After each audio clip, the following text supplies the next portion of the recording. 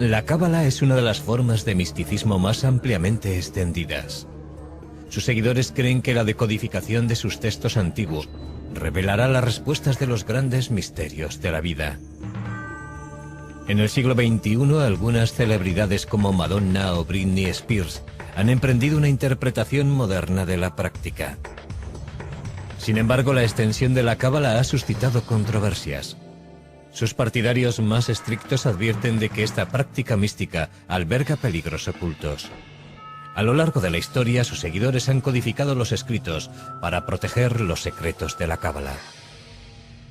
¿Cuántos niveles de comprensión tiene? Tal vez infinitos. Y cuanto más se decodifique el pasado y el texto, tanto más difícil y más mística se hace. En Babilonia, a principios del siglo VI a.C., un joven israelita llamado Ezequiel tuvo una visión. Y en plena contemplación una tormenta apareció del norte, y había una llama que relampagueaba continuamente, y en medio de esa llama había un trono, y sobre el trono una figura de aspecto humano. Ezequiel creía que había tenido una visión del cielo y había visto a Dios sentado en su trono. Esta visión cautivó a un grupo de místicos judíos. Tenían la esperanza de que estudiando esa imagen podrían ver a Dios ellos mismos y fundirse con el espíritu de la divinidad.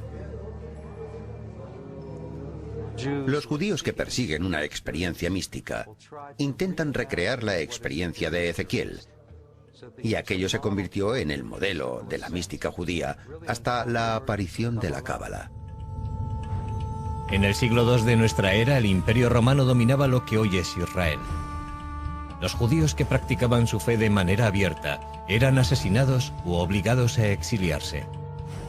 Fue entonces cuando muchos judíos recurrieron al misticismo para tratar de comprender la voluntad de Dios.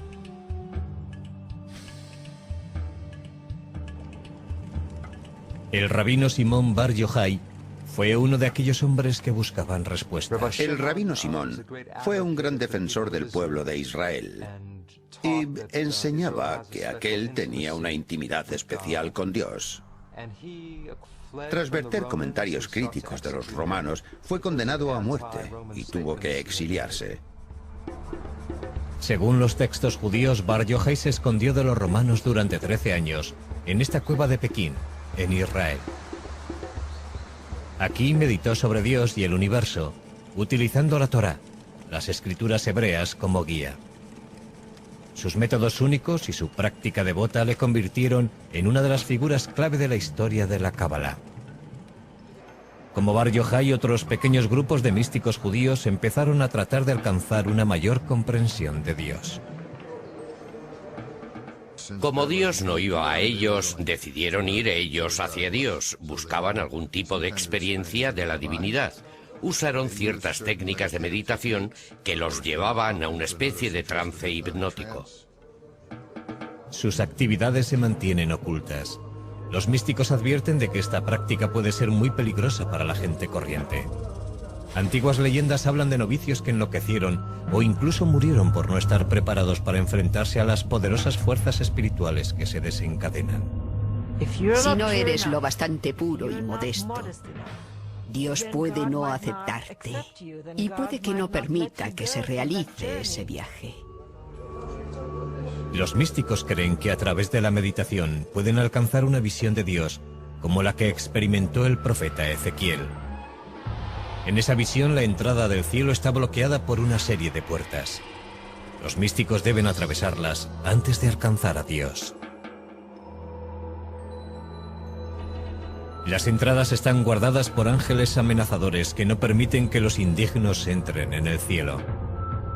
Antes de poder avanzar, los místicos deben aprender los complicados nombres de los ángeles y deben repetir cada uno de ellos un número exacto de veces. Los místicos llevaban amuletos que los protegían del poder de los ángeles. Y si atravesaban todas las puertas y llegaban al salón del trono, podrían tener la visión. Aprenderían todos los secretos. Los místicos afirman que esos secretos les ayudan a comprender los pensamientos de Dios. Más o menos en la misma época, místicos desconocidos plasmaron un concepto asombroso en un libro que tuvo una gran influencia. El texto es el libro de la creación o Sefer Yetzirah, que describe cómo Dios hizo el mundo utilizando las 22 letras del alfabeto hebreo. Dios habló y dijo, hágase la luz. De modo que está claro que las palabras de Dios fueron el agente de la creación. Pero, ¿en qué lengua habló Dios? Habló en hebreo, por supuesto. Así que las 22 letras del alfabeto hebreo fueron el alfabeto de la creación. Lo que hace el Sefer Yetzirah es tratar de describir cómo Dios creó el mundo de una manera más detallada que el Génesis. Desarrolla la idea de que Dios creó el mundo a través del lenguaje, pero no tanto de las palabras como de las letras individuales, y esto debe entenderse de manera literal. Dios juntó las 3 letras, Aleph, Bet y Nun, para formar la palabra Obam, piedra. De la combinación de esas 3 letras se creó la piedra, y Dios obró de manera similar con todos los objetos del universo, que creó combinando letras y números. Los rabinos creían que las enseñanzas del Sefer Yetzirah eran demasiado poderosas como para que las experimentara la gente corriente, y los detalles del libro se mantuvieron ocultos. Estas revelaciones místicas se transmitieron de forma clandestina durante cientos de años. En el siglo XI, los cruzados emprendieron una nueva oleada de persecución contra los judíos, cuando los ejércitos cristianos intentaban arrebatar Tierra Santa a los árabes.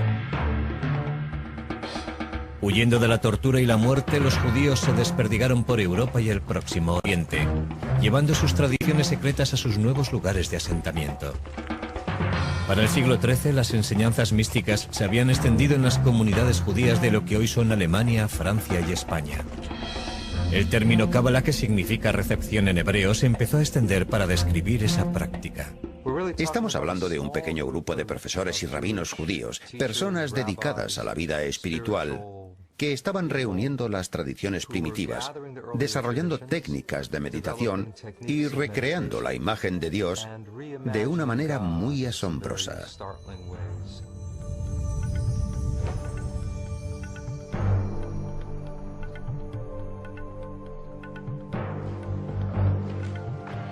Uno de los acontecimientos más significativos de la historia de la cábala se produjo alrededor de 1280, cuando un rabino español afirmó haber descubierto un nuevo texto misterioso. Este pronto se convertiría en el libro individual más importante de la cábala. Se llama el Zohar, que significa brillo o esplendor en hebreo. Es verdaderamente la obra maestra de la cábala. Las ideas del Zohar son muy radicales y asombrosas. Escrito en su mayor parte en arameo, sus páginas están llenas de símbolos arcaicos y lenguaje erótico. La excitación inferior produce una similar excitación superior. El hombre y la mujer se unen, el deseo triunfa, los mundos son dichosos y arriba y abajo reina la alegría. El autor del Zohar sigue siendo un misterio aún hoy en día. Muchos cabalistas piensan que el rabino Simón Bar Yochai recibió la inspiración divina para escribir el Zohar cuando estaba retirado en su cueva en el siglo II.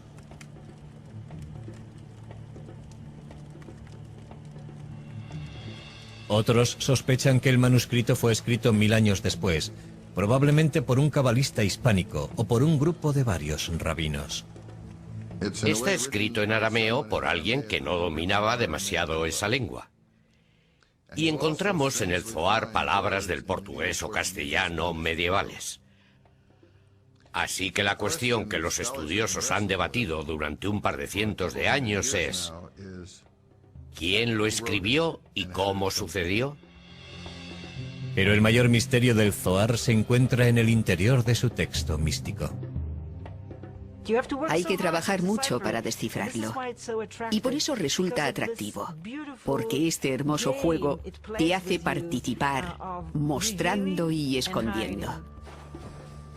La decodificación de estos complicados pasajes promete una mayor comprensión de Dios y de su relación con los humanos. El Zohar ve la Biblia en realidad como un código secreto. Cada acontecimiento del Zohar, cada pieza narrativa, cada ley bíblica, nos dice algo no solo de lo que sucede en la tierra, sino también de la naturaleza interna de Dios. Los cabalistas creen que si pueden descifrar el Zohar con éxito, podrán desentrañar los misterios del cielo y la tierra.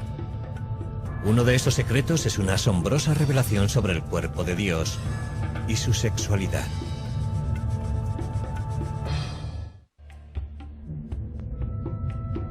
Para el siglo XIII la cábala se había extendido por toda Europa y el cercano Oriente. Pero aunque la cantidad de judíos que estudiaban la cábala crecía, sus secretos permanecieron celosamente guardados. Desde entonces, los estudiosos han investigado las formas de revelar esos secretos.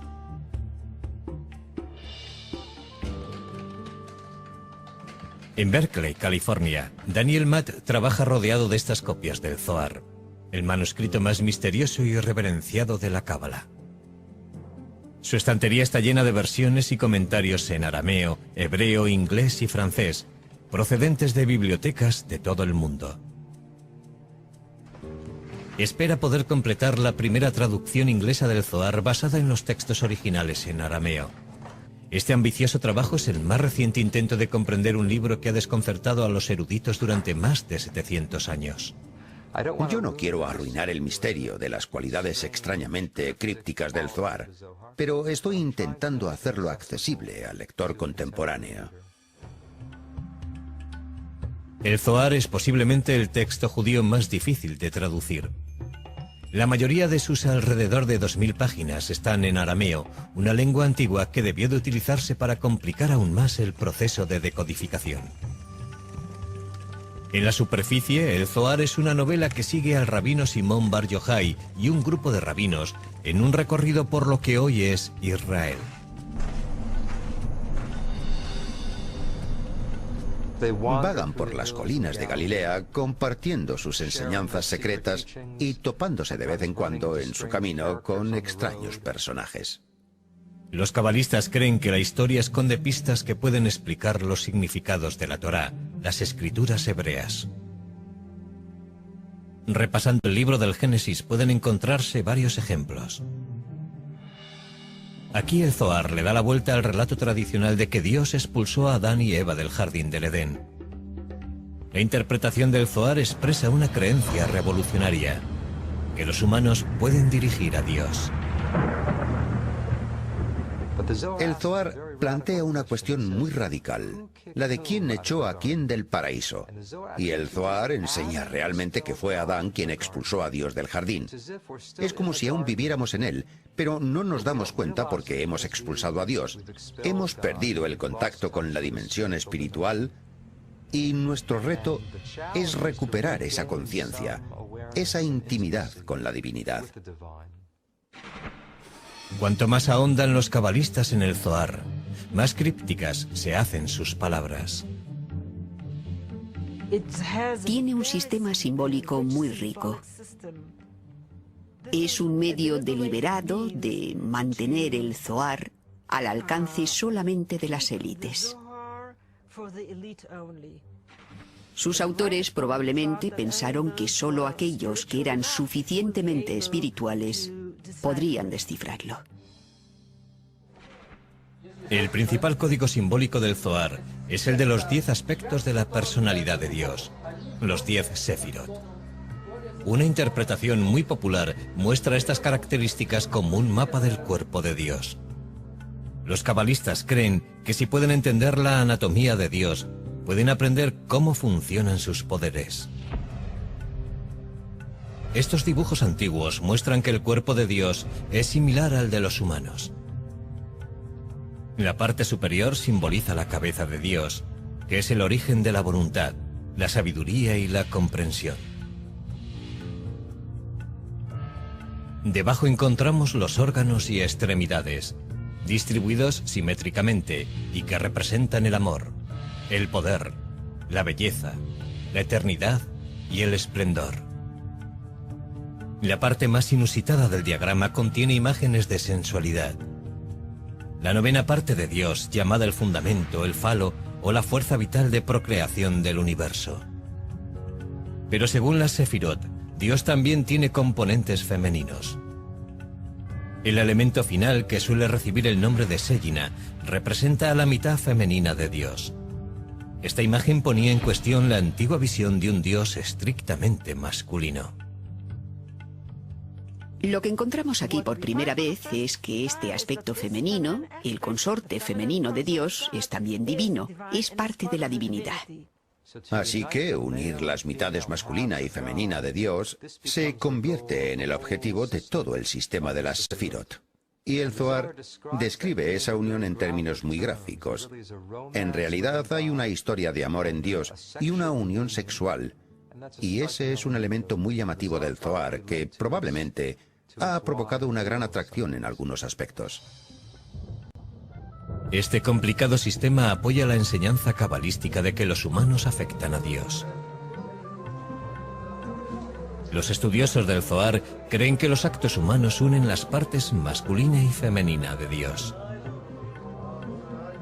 ¿Cómo se unen las dos mitades de Dios? Por medio de la virtud humana, por el amor al prójimo, socorriendo a los pobres, guardando el Sabbat. Por medio de variadas órdenes rituales e intemporales, uno puede unir esas dos mitades de Dios. Podría decirse que así es como realizamos el potencial divino en el mundo. La idea de que Dios depende de los seres humanos choca con la creencia tradicional que lo ve como un soberano omnipotente. Nosotros, y esta es, en mi opinión, una idea extraordinaria de los cabalistas, tenemos la capacidad de alimentar a Dios, de influir en Él a través de nuestros sagrados actos. Y podemos influir en la disposición divina y favorecer que el flujo de la gracia divina llegue al mundo. Pero en esta relación los pecados humanos provocan el desequilibrio. En este caso, las fechorías humanas, las conductas poco éticas y las maldades de los hombres aumentan el mal cósmico y, de alguna manera, arruinan la armonía de Dios y estimulan el crecimiento del mal en el universo. Otra idea revolucionaria que encierra el Zohar es que incluso un insignificante verso de las Sagradas Escrituras puede revelar cómo piensa y actúa Dios. En el Zohar se lee la Biblia, no solo como una historia sobre los seres humanos, qué es lo que les sucede a estos, sino también como en un nivel místico, como la expresión de lo que sucede en la vida interior de Dios. Según el Zohar, los personajes humanos son metáforas de los pensamientos y las acciones de Dios. La cualidad del amor desinteresado, por ejemplo, se asoció a Abraham en la Biblia. De modo que todas las referencias a las acciones de Abraham deben verse como referencias al papel del amor desinteresado en el mundo. El Zohar también estudia los acontecimientos bíblicos en busca de significados El ocultos. diluvio, según la Cábala, se está produciendo ahora. Si aún no sabes que el diluvio se está produciendo, es que te estás ahogando y no lo sabes. Y otros varios símbolos de caos y destrucción de la Biblia son vistos por los cabalistas no como cosas pasadas, sino como acontecimientos que se están dando ahora.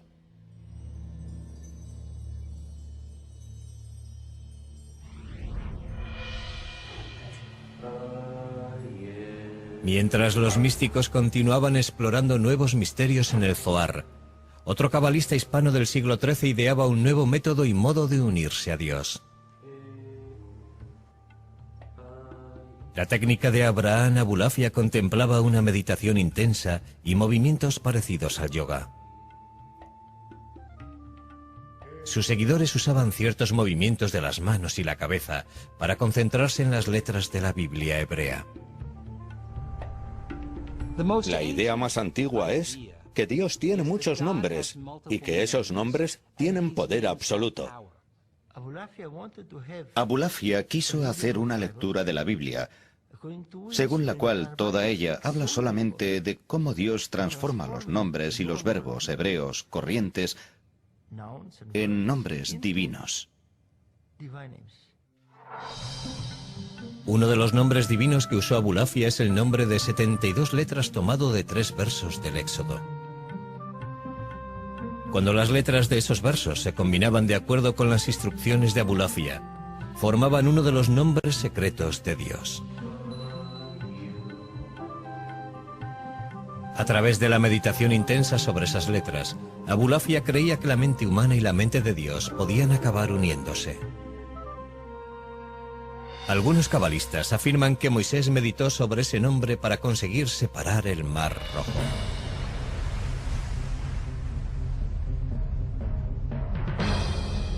En la época de mayor poder de la Inquisición española, los reyes Isabel y Fernando declararon que todos los judíos debían convertirse al cristianismo o serían expulsados. A lo largo de 1492, más de 100.000 judíos tuvieron que salir de España. Una vez más, la persecución religiosa favoreció la expansión de las enseñanzas de la Cábala. Un siglo después, muchos cabalistas usarían sus técnicas para atraer la llegada del Mesías prometido.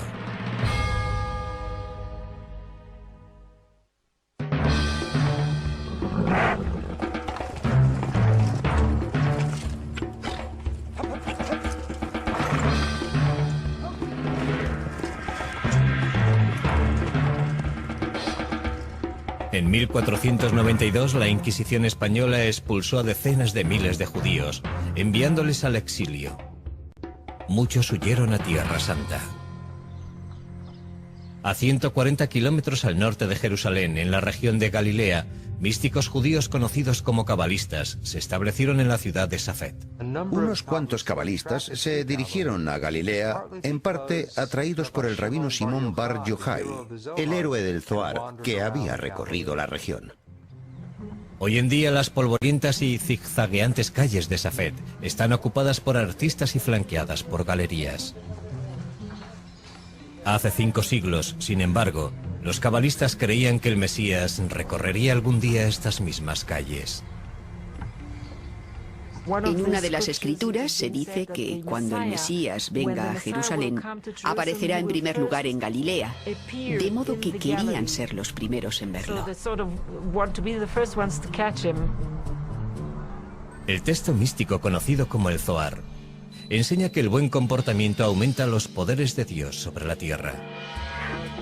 Basándose en esa filosofía, los cabalistas esperaban que una vida de santidad pudiera atraer la llegada del Mesías. Los cabalistas de Safed se afanaron por construir una sociedad religiosa perfecta. La idea era que la gente debía ayudar y favorecer la llegada del Mesías. Debían ser lo suficientemente puros. Se levantaban a medianoche para decir sus oraciones y volvían a levantarse al alba para orar a la salida del sol. Los maestros de la Cábala de Safed instruían a sus seguidores para que se comprometieran con meditaciones minuciosas, ayuno y una estricta observación de la Torá. El maestro más famoso fue el rabino Isaac Luria de Jerusalén. Para cuando Luria empezó a enseñar en Safed en 1570, ya estaba considerado uno de los más importantes hombres santos del siglo. En su juventud, Luria había pasado varios años en aislamiento cerca de El Cairo, en Egipto. Dicen los cabalistas que allí Luria estudió el Zohar y tuvo visiones de ángeles y profetas bíblicos. Hay pruebas de que utilizó el Zohar como una especie de mantra, que repetía pasajes del Zohar una y otra vez hasta que los tenía profundamente interiorizados. En este estado como de trance, Luria adquirió habilidades extraordinarias. El rabino Isaac Luria podía mirar a la frente de una persona y leer en ella todo lo que le pasaba, como quien lee la palma de la mano. También era sanador. Podía describir las vidas pasadas de las personas y decir lo que debía corregirse. Luria creía que comprender las vidas previas de las personas podía proporcionar una mejor percepción de sus problemas actuales. Enseñaba una teoría de la reencarnación que afirmaba que cada individuo desciende de una cierta raíz del alma procedente de Adán y Eva.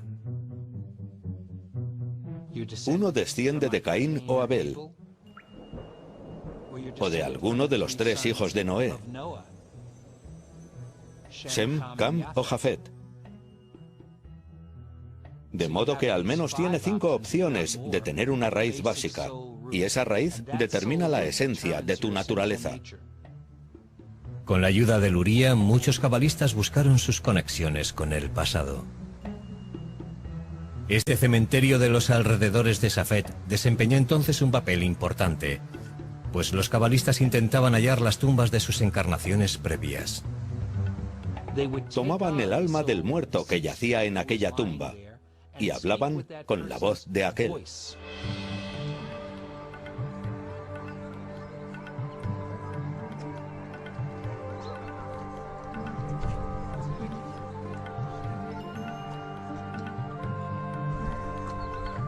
Los rituales funerarios y las peregrinaciones continúan aún hoy en día en los alrededores de Safed.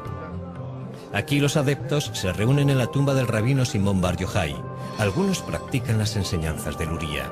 Una de las mayores contribuciones de Luria a la Cábala fue un nuevo concepto de El creación. mundo solo existe porque Dios necesita a alguien con quien relacionarse. Lo que implica que Dios tiene necesidad de amor y de relación. Luria enseñaba que el primer acto no fue una creación, sino en realidad una retirada. Podría decirse que Dios se retiró en todas direcciones de un punto central, creando una especie de vacío, un punto vacío dentro de Dios. Según Luria, ese vacío dio espacio a Dios para crear el mundo. Dios colocó recipientes en el vacío y comenzó a llenarlos con luz divina, rompiendo después en pedazos algunos de ellos. En este caso, la creación del mundo y la catástrofe están unidas. No puede haber creatividad sin que haya destrucción al mismo tiempo. Luria explicaba que las chispas de los recipientes hechos añicos cayeron a la tierra. Todas las cosas que Dios creó contenían una de estas chispas divinas.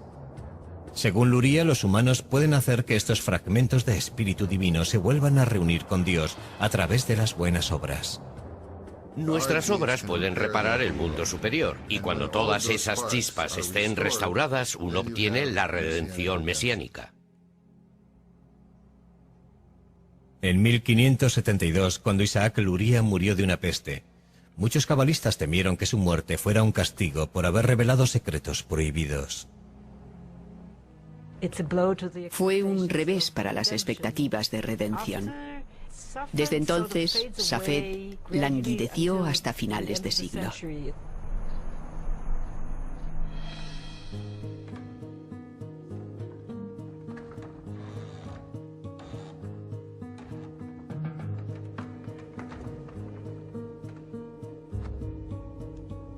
La invención de la imprenta difundiría las enseñanzas de la Cábala de una manera mucho más amplia.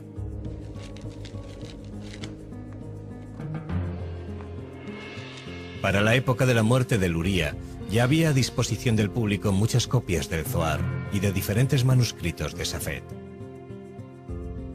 La Cábala parecía haber salido por fin de su refugio oculto. Para el siglo XVI, las ideas místicas de la Cábala habían alcanzado la mayor parte del mundo judío. Los seguidores la practicaban en toda Europa, el norte de África y el Próximo Oriente. En el siglo siguiente, la Cábala se extendería como un reguero de pólvora, pero en las manos equivocadas, sus enseñanzas tendrían consecuencias desastrosas.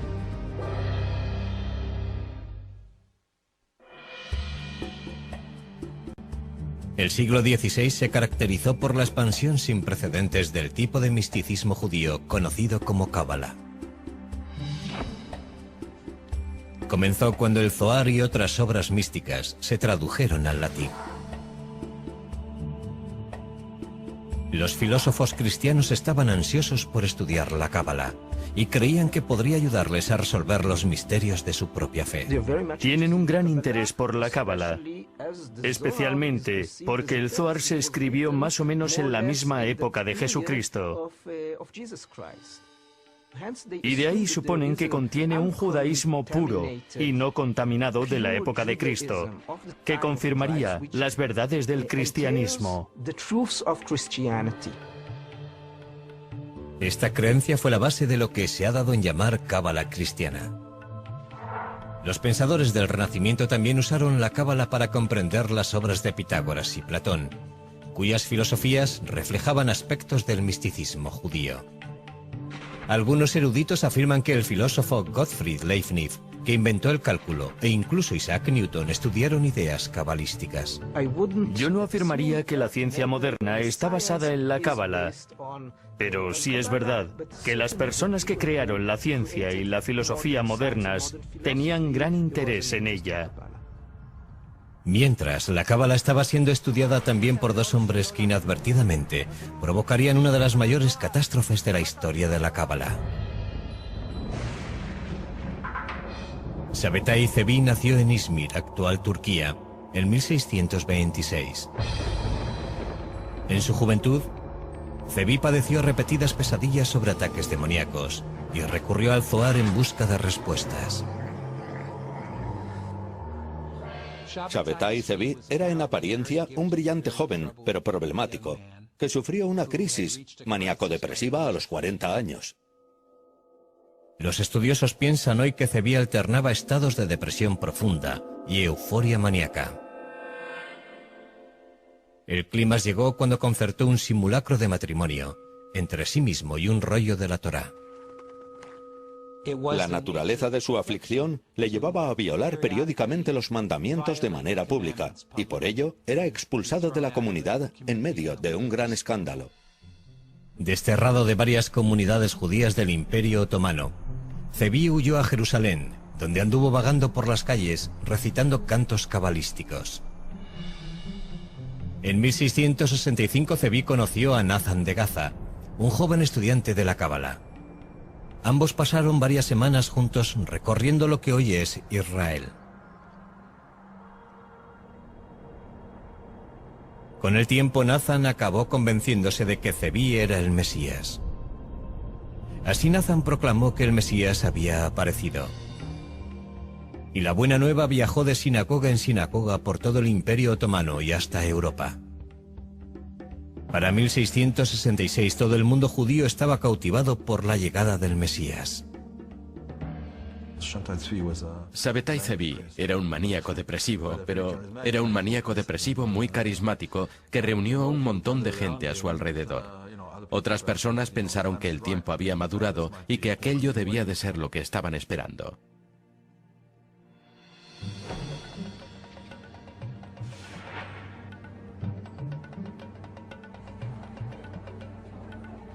A principios de 1666, soldados otomanos arrestaron a Zevi y lo llevaron al palacio del sultán, en lo que hoy es Turquía. El sultán lo condenó a muerte por haber causado un tumulto popular.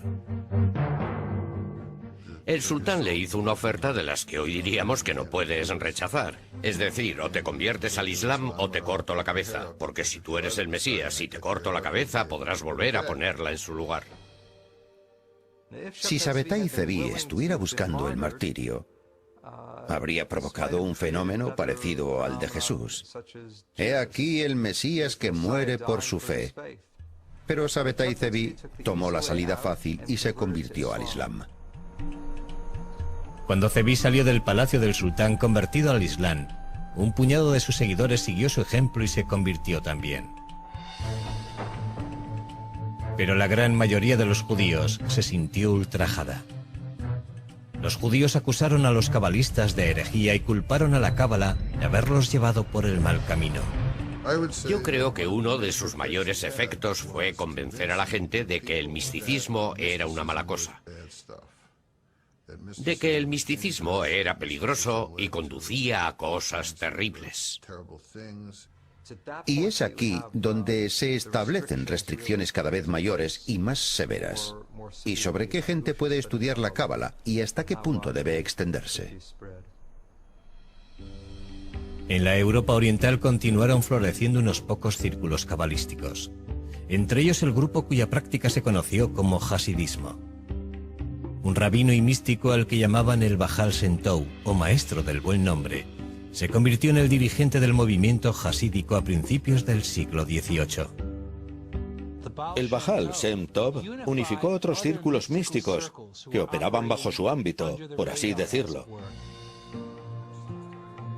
Mientras que la cábala de los primeros tiempos estaba reservada para unos pocos selectos, el hasidismo tomó elementos de la cábala y los hizo accesibles a la gente corriente.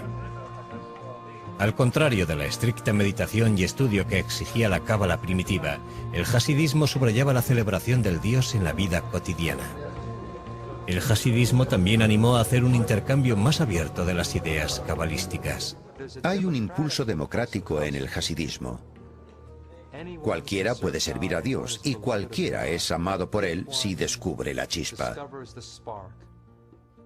De modo que esta idea de la chispa oculta que apareció en la cábala se convierte ahora en una técnica para hallar a Dios en el mundo. Mientras la mayoría de la población judía continuaba rehuyendo el misticismo, los judíos hasídicos preservaron las tradiciones de la cábala durante todo el siglo XIX. Hoy la cábala ha tomado un aspecto totalmente diferente en la ciudad de Los Ángeles. Algunos eruditos creen que esta moda es precisamente lo que sus primeros practicantes más temían: que la cábala cayera en las manos de los no preparados espiritualmente.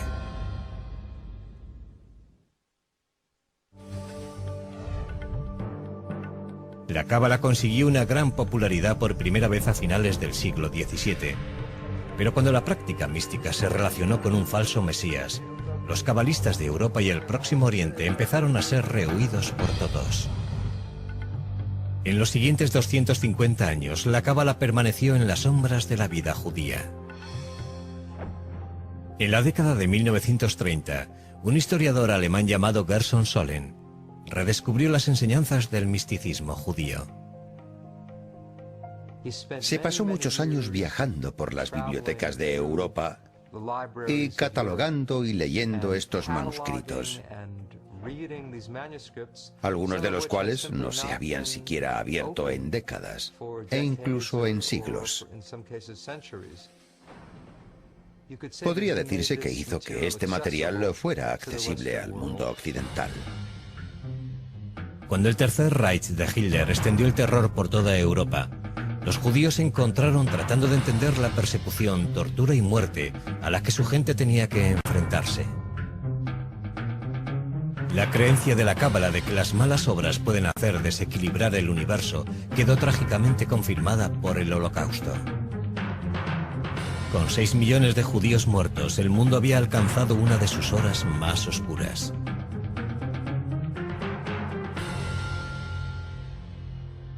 Sin embargo, los judíos y los cabalistas tenían también la esperanza de que el mundo podía ser corregido.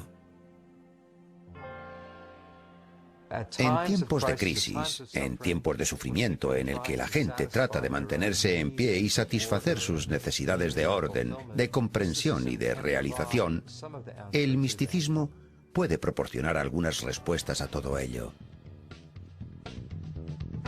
En la década de 1960, la contracultura norteamericana exploró nuevos modos de acercamiento a la religión.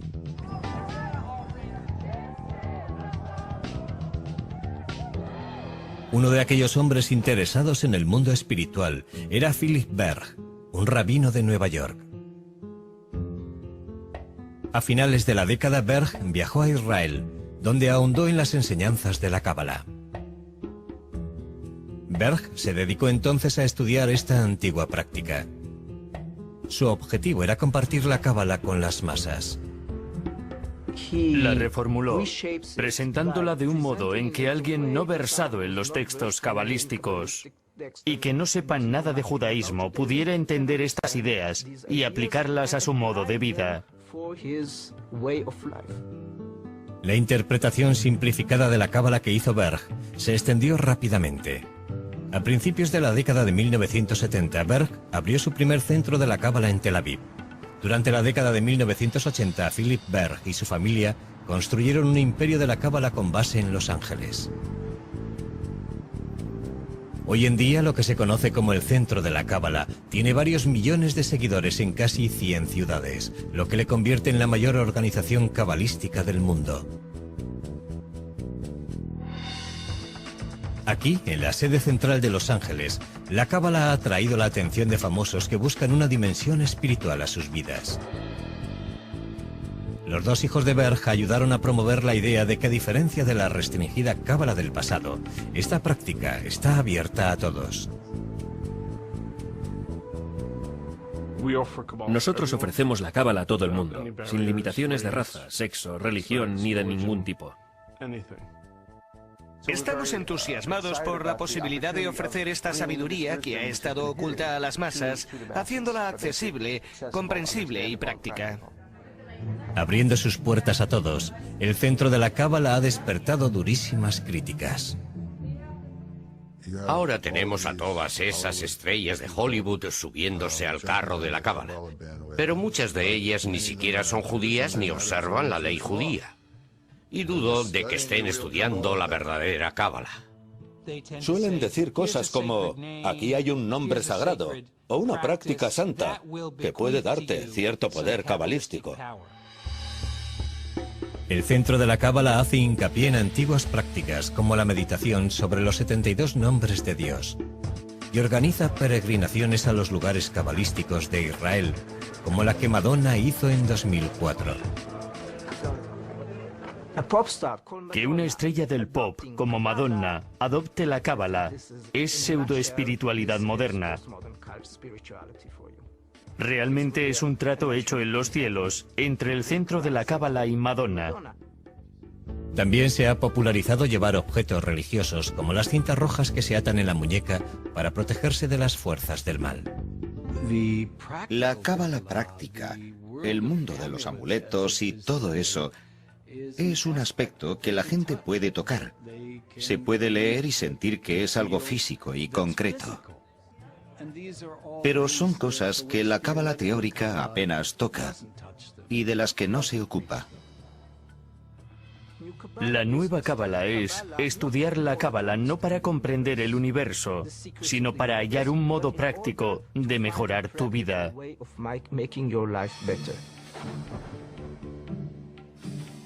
La decodificación de la cábala ha sido un viaje místico muy complejo durante miles de años.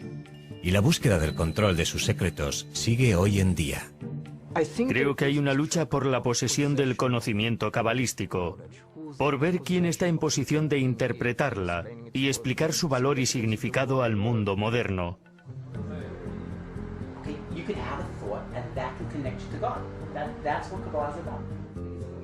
Hoy en día se siguen realizando profundos estudios de la cábala y se seguirán haciendo. Yo estoy seguro de que muchos de esos otros que no son sinceros acabarán pasando antes o después. Muchos seguidores dicen que incluso con una dedicación absoluta es imposible descubrir todos los significados ocultos de la cábala. Hay tantos estratos y niveles en la cábala que podría llevarte toda la vida y aún así no podrías terminar de aprender todo su universo. Esta sabiduría mística antigua seguirá sin duda revelando nuevos misterios al mundo moderno. La gente buscará nuevas técnicas y significados y caminos para hacer más espirituales sus vidas. De modo que mientras exista la humanidad, existirá el misticismo. Es algo muy antiguo y muy cercano y contemporáneo al mismo tiempo. Y pienso que lo que hace tan fascinante a la cábala es que es al mismo tiempo nuevo y antiguo. Nos preguntamos por qué estamos en el mundo y cuál es la naturaleza de Dios. Y la cábala trata de responder a esas preguntas.